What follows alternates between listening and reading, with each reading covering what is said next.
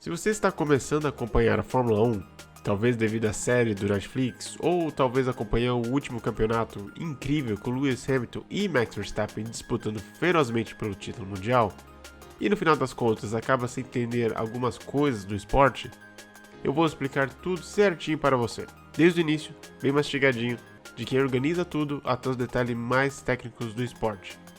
Será uma série com 4 vídeos, cada um deles falando sobre um aspecto específico do esporte, e depois, quando você terminar de ver todos, eu tenho certeza que você vai sair daqui um craque, já podendo falar sobre tudo Fórmula 1 com qualquer pessoa que você encontrar.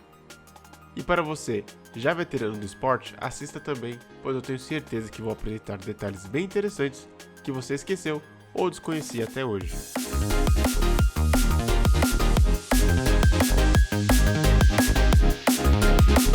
A Fórmula 1 não é algo novo. Como muitos esportes, suas origens são velhas e talvez até um pouco complicadas de apontar com exatidão o ponto de partida. Corridas automobilísticas pela Europa já eram comuns desde quando os primeiros carros foram inventados, com Grande Prix sendo realizados em meados de 1920 e 1930, organizados pela então Associação Internacional de Clubes Automobilísticos Reconhecidos. Mas, de fato, a Fórmula 1 apareceu quando foi estabelecido regras para todos os participantes seguirem. Devido à Guerra Mundial e seu efeito no mundo, o primeiro Grande Prix de Fórmula 1 ocorreu em 1950, em Silverstone, com a Alfa Romeo ganhando o primeiro campeonato de construtores do esporte. Naquela época, a Fórmula 1 estava longe de ser o que é hoje.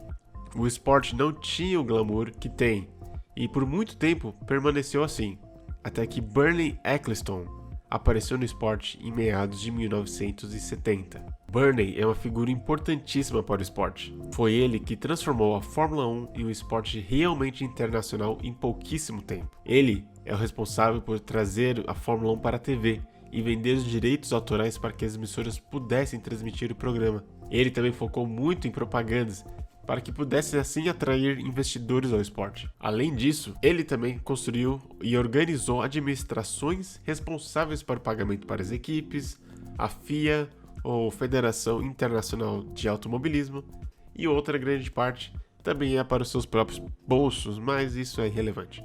Todas essas coisas parecem tão óbvias hoje em dia.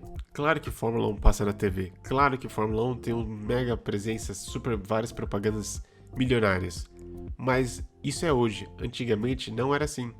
Antes de Bernie, não existia nada disso. Era algo bem rústico e sem todo esse glamour que temos hoje em dia. Foi Bernie que teve a visão de criar administrações para negociar entre a equipe, manter a maior paz possível entre todos e principalmente promover o esporte. Para resumir então, foi Bernie que praticamente ergueu a Fórmula 1 a seu status bilionário de hoje. O reinado de Bernie seguiu até recentemente, quando em 2016 a Liberty Media comprou a Fórmula 1 por 4 bilhões de dólares.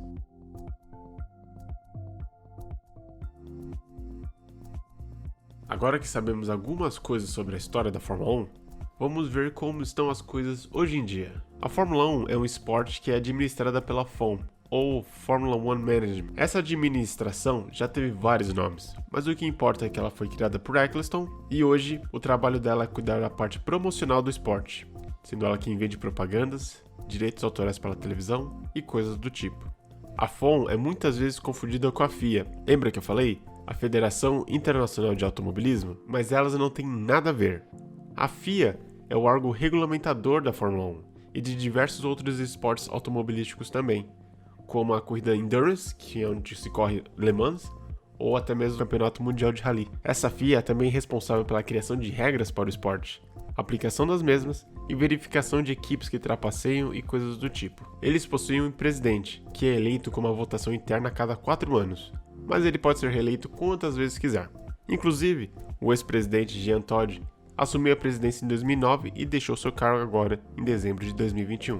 E como dito antes, a Liberty Media, uma empresa americana gigante de mídias de televisão e tudo mais, comprou a Formula One Group, tirando assim o Bernie Ecclestone das rédeas do esporte depois de mais de 40 anos como chefe. Devido a essa compra, talvez você tenha ouvido falar mais sobre a Fórmula 1, pois Bernie trouxe o esporte para a televisão, mas é a Liberty Media que está trazendo o esporte à internet, criando séries no Netflix, promovendo documentários criando uma maior presença em redes sociais e, finalmente, criando um aplicativo exclusivo para a Fórmula 1, a F1 TV. Esses dois órgãos são os pilares do esporte, um deles criando as regras e o outro promovendo o esporte mundo afora. Mas é claro que nada disso importaria se não houvesse quem correr.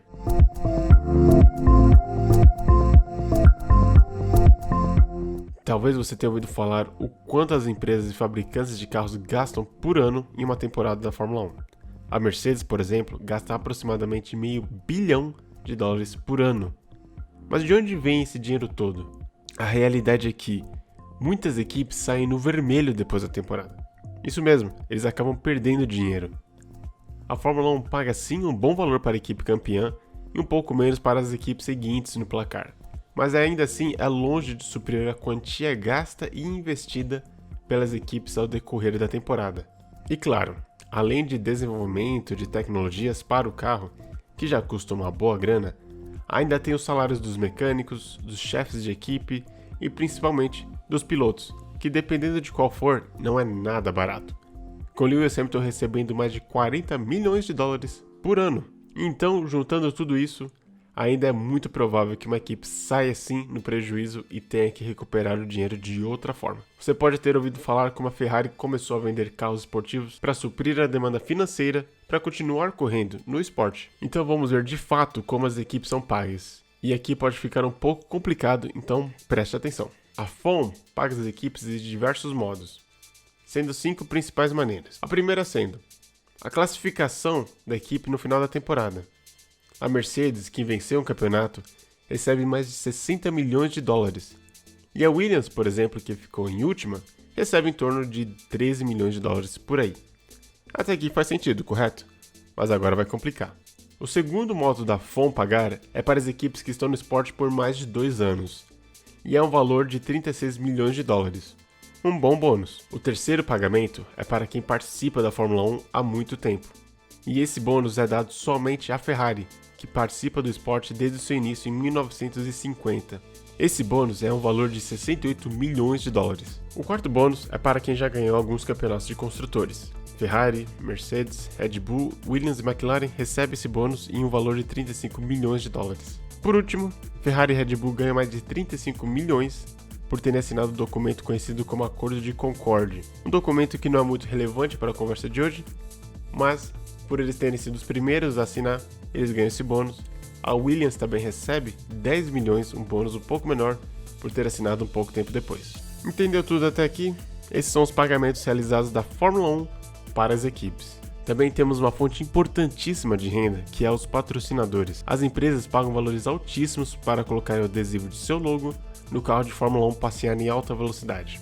Os valores mudam muito, mas quanto maior o sucesso da equipe, maior o valor cobrado para colocar adesivo no carro, em regra. Equipes como Mercedes e Ferrari podem cobrar valores de $70 a $100 milhões por um patrocinador principal, aquele que basicamente irá colocar o maior adesivo no carro, e valores menores para espaços menos privilegiados. Ainda não acabamos, porém. Outra renda grande de dinheiro é os investimentos por grupo de acionistas. Isso também varia bastante de equipe para equipe, mas é o que está acontecendo com a Aston Martin hoje, por exemplo, onde o grupo de acionistas se reuniram e estão dando um alto valor como investimento na equipe para esperar algum resultado lá na frente. A Mercedes recebe em média $80 milhões por ano de seu grupo de acionistas da empresa Daimler, empresa-chefe da Mercedes. Por último, também temos os pilotos que pagam para correr. Isso pode não fazer muito sentido para você que nunca ouviu falar de Fórmula 1 ou algo do tipo, mas se inscreva no canal porque no próximo vídeo nós vamos falar exatamente sobre isso e mais um pouco sobre pilotos em geral. Mas para resumir aqui rapidamente, alguns desses pilotos trazem patrocinadores bons que pagam a equipe para colocar o piloto para correr no carro. É o caso de Nikita Mazepin, Nicolas Latifi, foi o caso de Lance Stroll e diversos outros pilotos também na história da Fórmula 1. Juntando tudo isso, pode parecer impossível que as equipes realmente saiam no vermelho, mas um exemplo concreto é que a Mercedes gastou em média $475 milhões em 2019 e saiu com prejuízo de 5 milhões no final do ano, mesmo ganhando seu 6º título consecutivo. Então por que as equipes investem na Fórmula 1 se acabam perdendo dinheiro? É simples, é pela propaganda. As equipes não entram hoje em dia no esporte para lucrar diretamente com o esporte, mas para lucrar de modo indireto. Ferrari é o que é hoje devido à sua história criada no automobilismo. Mercedes consegue promover seus futuros carros elétricos e híbridos com a moral de falar que a tecnologia de seu motor é campeã de 8 títulos mundiais da Fórmula 1. Atualmente, quem sabe mais no futuro. A Renault trocou de nome para a equipe Alpine para promover e colocar no mapa a sua linha de carros esportivos. Sem contar com os avanços tecnológicos também que acabam sendo utilizados nos carros normais. Sistemas de freios ABS, de recuperação de energia híbrida, motores, segurança e outras questões foram trazidas da Fórmula 1 e implementadas em carros que você e eu utilizamos e andamos hoje em dia. Mas as equipes não são as únicas que precisam de dinheiro, não é? Como é que a Fórmula 1 consegue lucrar depois de pagar todo esse dinheiro para todo mundo? Como mencionado anteriormente, a FOM vende seus direitos autorais para ser televisionado por emissoras ao redor do mundo. E isso não é nem um pouco barato, tanto que nem sequer a TV Globo quis pagar o valor para transmitir a temporada de 2021 e diante. Além disso, as cidades e estados onde a Fórmula 1 vai correr precisam pagar a FOM para que eles venham realizar um grande Prix. Talvez você tenha reparado, mas no ano passado nós tivemos o GP de São Paulo e não o GP do Brasil, pois os custos foram 100% arcados pela cidade e estado de São Paulo, sem auxílio do governo federal. Para você que já é veterano no esporte, pode ter percebido que diversas pistas muito legais e boas acabam ficando fora do calendário, enquanto outras corridas bem porcarias acabam ficando, sendo esse o principal motivo. Abu Dhabi é considerada uma péssima pista por muitos, mas ainda assim ela é a última corrida do ano devido ao valor altíssimo que eles pagam para que eles corram lá. E é claro que o valor dos ingressos vendidos também vão para o bolso da Fórmula 1. Tudo fez sentido até aqui? Maravilha! Se ficou alguma dúvida, deixa nos comentários abaixo.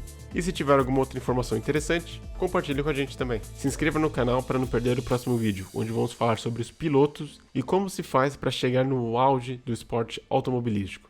Então, se inscreva, ative o sininho e também já deixa o seu like se gostou desse vídeo. Por hoje é só, pessoal. Muito obrigado por terem assistido e até semana que vem.